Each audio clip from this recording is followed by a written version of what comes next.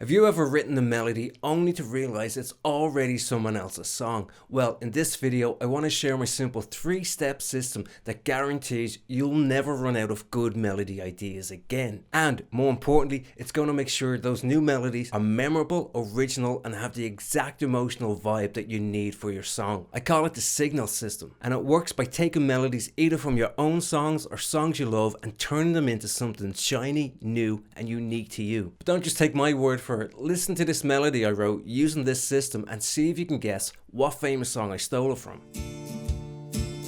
I say that it's getting better. You say it can't get much worse. It's only cracks that's keeping it together, and a day that dam's gonna burst. So what have traffic lights got to do with writing melodies, and more importantly, how are they going to help you generate endless good original melody ideas? Well, first up, we start at a stoplight. Cause if you've ever played Grand Theft Auto, you know a stoplight is the perfect place to steal a sweet ride. And speaking of stealing things, this is where Noel Gallagher comes in, because he's been sued quite a bit for stealing melodies from other songs. And probably the most famous example is Noel getting sued by Coca-Cola for ripping off their jingle, "I'd like to teach the world to sing," with the Oasis song, Shaker Maker. I'd like to teach the world to sing. Which resulted in him having to pay $500,000 in damages. So I'm going to take Shaker Maker and see can I use this system to turn it into something a little less, should we say, plagiarisy? A stoplight is where you're going to pick up a melody that already works and steal that sucker. Choose one from your own songs or from your favourite artist. Now, if we used Noel's approach, we'd get to that stoplight and we'd completely ignore the rest of the lights, speeding straight into heavy traffic. But that's how you spent half your career tied up in plagiarism lawsuits, which Noel could have avoided if he hadn't known what the amber light was for. If you're acting like me, I have a head like a sieve and I forget things all the time. So before I leave the house, I have this little 3-point checklist that I recite to make sure I don't forget the essentials: phone, keys, cash. And that's what the amber light is for. It's about taking time to prepare your stolen melody to become something original. And doing this won't just give you the ability to create an original melody, it's going to make sure the frustration of being creatively stuck ever again is a distant memory in your rearview mirror. Here's the 3-point melody prep checklist. First up on the checklist is the switcheroo. Have a listen to Shaker Maker after a switcheroo and see if you can tell what's different. I'd like to be somebody else. So let me show you what I did. You start with the first main note and leave it where it is. We can ignore these pickup notes for now. Pickup notes are any notes that come before the first strong beat of the musical bar. They're basically the little setup notes that come before the main melody. Think. Or.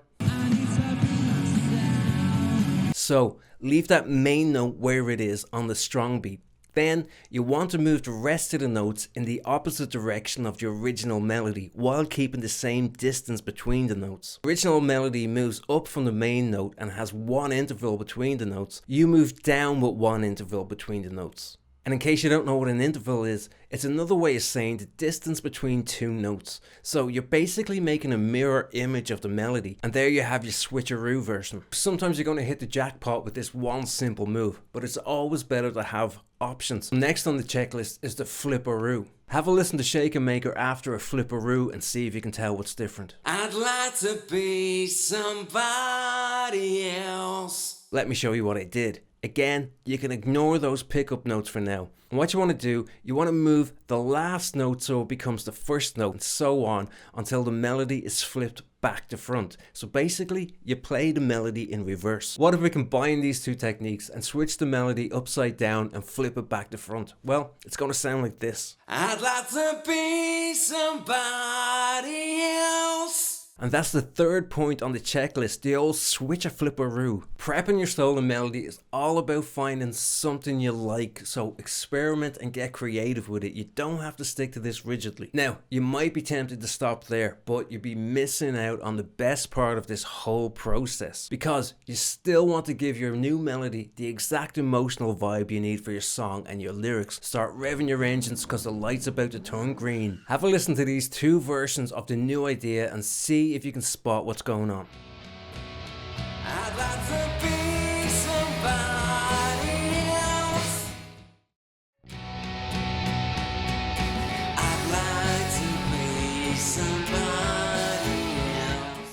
both those examples, I did the same thing, just in different ways. So let's look at what I did and how you can do the same. Because this can be the difference between spending ages trying to match the emotion of your melodies to your lyrics or your song idea, or having melodies on tap that express the exact emotion you want them to. So the first change is the simplest way to give a melody a new vibe, but it's also the easiest to ignore. See, the melody originally started on beat 1, our old friend the downbeat, but if you shift it to start in a different place, you can create a completely different rhythmic vibe. And even though we haven't changed the rhythm of the melody itself, the new setting has. The new position changes how the rhythm feels. Now, while this will change how the melody sounds and feels rhythmically, it's nothing compared to this next move, because now that we're on the open road, it's time to hit that nitrous oxide and take this to a whole new level.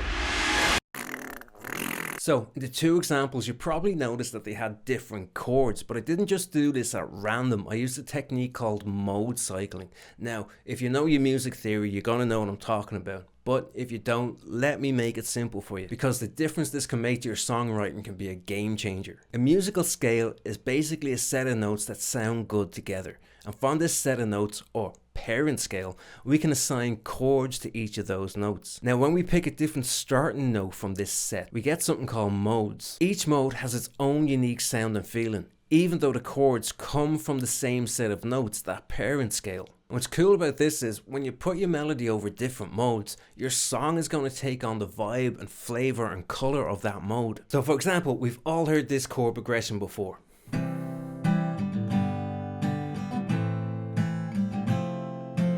It's the old 1-5 minor 6-4, or better known as the Axis of Awesome chord progression. Now, listen to the same chord progression, but we're going to start it in a different place. We're going to start it on the 5 chord.